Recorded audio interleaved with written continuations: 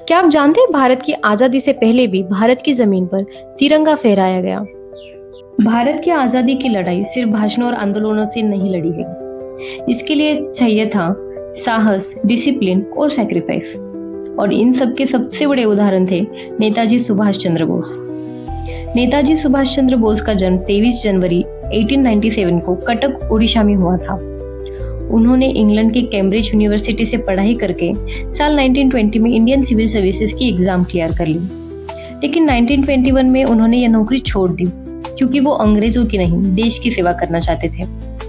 नेताजी ने भारत आकर Indian national Congress join किया। 1938 और 1939 में वे कांग्रेस के अध्यक्ष भी बने। हालांकि उनके विचार महात्मा गांधी और कुछ अन्य नेताओं से अलग थे, क्योंकि उनका मानना था कि अंग्रेजों को केवल आंदोलन या शांति से नहीं बल्कि संगठित शक्ति से हटाया जा सकता है। 1941 में अंग्रेजों की नजरबंदी से बचते हुए नेताजी चुपचाप भारत से बाहर चले गए। वो पहले जर्मनी पहुंचे और हिटलर से मिले, पर हिटलर से मदद न मिलने पर वो जापान गए, जहां उन्होंने 8 मार्च 1943 को इंडियन नेशनल आर्मी मतलब आजाद हिंद सेना की कमान संभाली।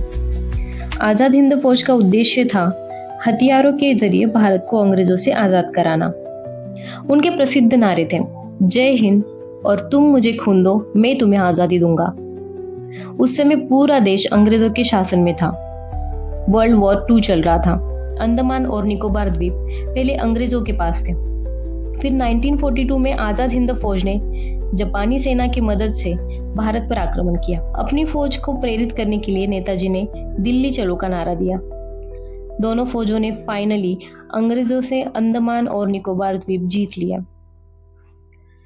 30 दिसंबर 1943 को जापान ने इन द्वीपों का प्रशासन नेताजी सुभाष चंद्र बोस के हाथों सौंप दिया और उस दिन नेताजी ने भारत की जमीन पर पहली बार तिरंगा फहराया। नेताजी ने इन द्वीपों का नाम बदलकर शहीद द्वीप और स्वराज द्वीप रखा। इन नामों का मतलब था बलिदान और आजादी। भले यह आजादी ज्यादा समय तक नहीं रही, लेकिन इस घटना ने लोगों का आत्मविश्वास बढ़ाया और यह क्षण लाखों भारतीयों के लिए उम्मीद और आत्मसम्मान का प्रतीक बन गया। जय हिंद, जय भारत।